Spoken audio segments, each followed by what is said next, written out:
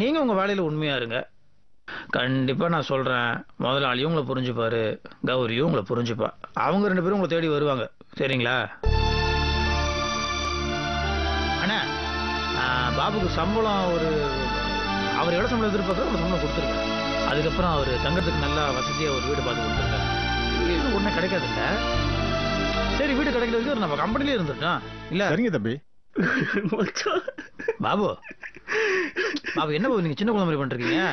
இது பாருங்க, என்னது இது? இல்லை மச்சான், அப்பாவுக்கு நான் நிறைய கஷ்டத்தை கொடுத்துருக்கேன். கௌரிய ரொம்ப கொடுமைப்படுத்திருக்கேன். ஆனா அவங்களெல்லாம் விட உங்க மனசை நான் அதிகமாவே காயப்படுத்திருக்கேன். நிறைய தடவை அவமானமும் படுத்திருக்கேன். என் வேலைக்காரன் நான் சொல்றதெல்லாம் செஞ்சாங்கன்னு சொல்லி உங்களை மிரட்டி வேலையை செய்ய வச்சிருக்கேன். பசிக்கு சாப்பிட கூட விடாம தடுத்து அந்த பாவத்தையும் பண்ணியிருக்கேன். நீங்க அது எல்லாத்தையும் மறந்துட்டு எனக்கு போய் உதவுறீங்களே. கௌரவமான வேலை, தங்கறதுக்கு இடம் எல்லாத்தையும் கொடுத்து பார்த்துக்கோன்னு சொல்றீங்களே மச்சான். இனிமே வாழ்நாள் முழுக்க உங்களுக்கு நன்றி உள்ளோட இருப்பேன் மச்சான். என்னது இது பாபு? இது சாதாரணமான விஷயம். இங்க பாருங்க, நீங்க வாழ்ந்த சூழ்நிலை வேற, நான் வாழ்ந்த சூழ்நிலை வேற. அவ்வளவுதான். நான் இந்த பழசெல்லாம் என்னைக்கோ மறந்துட்டேன். நீங்க முதல்ல இந்த குப்பையில தூக்கி மனசுல போடுங்க, விடுங்க. இப்ப நீங்க புது மனுஷன், புது பாபு. கஷ்டப்பட்டு நேர்மையா உழைச்சோன்னு வச்சுக்கோங்க, நம்ம ஆசைப்படா தன்னால நம்ம தேடி வருங்க. புரியுதுங்களா? அவ்வளவுதான். நீங்க முதல்ல உட்காருங்க. ஐயோ, இங்கயா? நான் இப்படி வேண்டாம் மச்சான். என்னது இது? அப்படிலாம் ஒண்ணு, நீங்க உட்காருங்க. இல்ல மச்சான், வேண்டாம். நீங்க எல்லாருமே ஒண்ணுதான் பாபு. உட்காருங்க. இல்ல, உட்காருங்க சொல்றேன்ல, உட்காருங்க. பாருங்க, மனச கனவுதான் போட்டு குழப்பிக்காதீங்க, நிம்மதியா இருங்க. சாப்பிட்டீங்களா நீங்க? அது அண்ணா, சாப்பாடு வாங்கி கொடுத்துருங்க. சரி. வெளியே கொஞ்சம் வேலை இருக்கு, பார்த்து வந்துடுறேன். சரிங்களா? சரி தம்பி.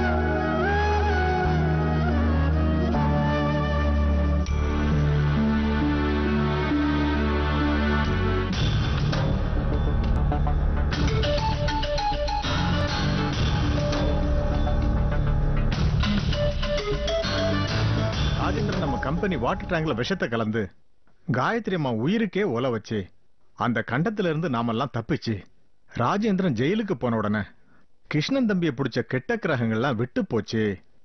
இனிமே எந்த கஷ்டமும் வராது, எந்த சோதனையும் சந்திக்க வேண்டியிருக்காதுன்னு சொல்லி கிருஷ்ணன் தம்பி நல்ல நிலைமைக்கு வந்துருவாருன்னு நாமெல்லாம் ரொம்ப சந்தோஷப்பட்டோம்.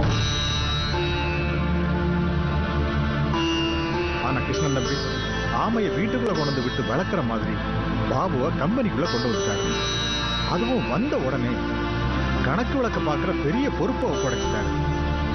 இதெல்லாம் பாம்புக்கு பால் வாக்குற கதைங்கிற மாதிரி எனக்கு பயமா இருக்குமா?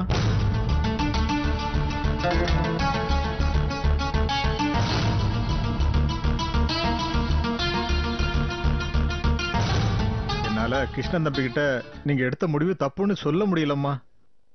உங்க 2 பேர்கிட்டையும் விஷயத்த சொல்லாம இருக்கிறதும் தவறு, ஆபத்துன்னு தோணுச்சுமா. அதான் தேடி வந்து எல்லாத்தையும் உங்ககிட்ட கொட்டிட்டேன். தப்பா இருந்தா மன்னிச்சிருங்கம்மா.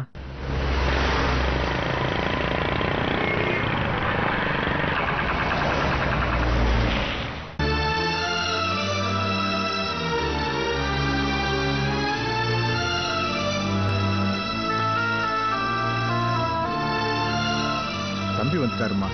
அவர்கிட்ட பக்குவமா என் பயத்தை எடுத்து சொல்லி புரிய வைங்கம்மா. அவசரப்படாதீங்கம்மா. அண்ணா, வாங்க தம்பி. என்ன பண்ணிட்டு இருக்கீங்க? காலைல 6 மணில இருந்து லோடு ஏத்துறதுக்காக நம்ம கம்பெனி வாசல்ல 4 வேன் நின்று இருக்குது. அதை விட்டுட்டு இங்க என்ன பேசிட்டு இருக்கீங்க? இல்ல தம்பி, இந்த பக்கமா போயிட்டு இருந்தேன். அம்மாவை பார்த்து பேசி ரொம்ப நாளாச்சு, அதான் பேசிட்டு போலான்னு. பார்த்தாச்சுல? பார்த்தாச்சு தம்பி. பேசியாச்சுல? பேசியாச்சு. 1008 வேலை இருக்குங்க, போங்க. சரிங்க தம்பி. இருங்கண்ணே.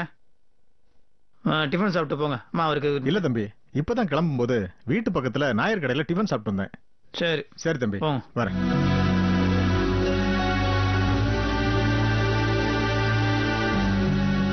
கிருஷ்ணா, பாபுவை கம்பெனி கூட்டு போய் வேலை கொடுத்து அங்கேயே தங்க வச்சிட்ட போல இருக்கு. நினைச்சேன். கணக்குள்ள ஒரு விஷயத்தை விடாம எல்லாத்தையும் சொல்லிட்டாரா? ஆமா சொன்னாரு. நீங்க யோசிக்க மாட்டீங்க, யாருக்கிட்டையும் கேட்கவும் மாட்டீங்க, சட்டுன்னு நீங்களா முடிவு எடுத்துருவீங்க. அப்படிதானே? இப்ப என்ன தப்பு பண்ணிட்டு நிக்க வச்சு கேள்வி கேட்டுட்டு இருக்கீங்க? திருந்தி வந்த ஒரு மனுஷன் யாருமே ஏத்துக்கல. அவர் திருந்திட்டாருன்ற நம்பிக்கை எனக்கு வந்துருச்சு. அதனால வேலை போட்டு கொடுத்தேன்.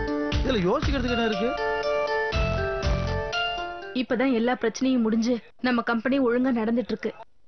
இதுல சம்பாதிச்சு நம்ம ரைஸ் மில்ல மீட்க முடியும்னு நம்பிக்கையும் வந்திருக்கு. இந்த நேரத்துல தேவையில்லாம பாபுவை உள்ள கூட்டிட்டு வந்து பிரச்சனைக்கு இடம் கொடுக்குறீங்களே. இந்த பாரு, வந்திருக்கிறது பழைய பாபு இல்ல, திருந்தி நல்ல மனுஷனா வந்திருக்காரு. அதை புரிஞ்சுக்கோ. அவர் திரும்பி நீங்க என்னைக்கு இங்க பாத்துக்கீங்க?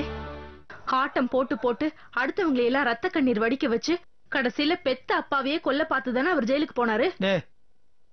அதான் பழைய கதைன்னு சொல்றேன்ல, விடு. இப்ப அவர் மாறி இருக்காருன்னா மாறி இருக்காரு, எனக்கு தெரியும். கிருஷ்ணா, ஒருத்த நல்ல குணமா இருந்தாலும் சரி, கெட்ட குணமா இருந்தாலும் சரி, அவன் ரத்தத்துல ஊறி போன விஷயம். பாபு வளரும் போதே அவனோட சேர்ந்து கெட்ட குணமும் வளர்ந்திருக்கு. அது கடைசி வரைக்கும் அவனை விட்டு போகவே போகாது. அவன் திருந்த மாட்டான். சும்மா சொன்னதை திருப்பி திருப்பி சொல்லிட்டு இருக்காதுமா. அரண்டவன் கண்ணுக்கு இருந்ததெல்லாம் பேயா தெரியுமா? அதனாலதான் உங்க கணக்கு எல்லாம் அவர் தப்பா தெரியுறாரு. நான் தான் சொல்றேன்ல அவர் திருந்திட்டாருன்னு. அப்புறம் என்ன?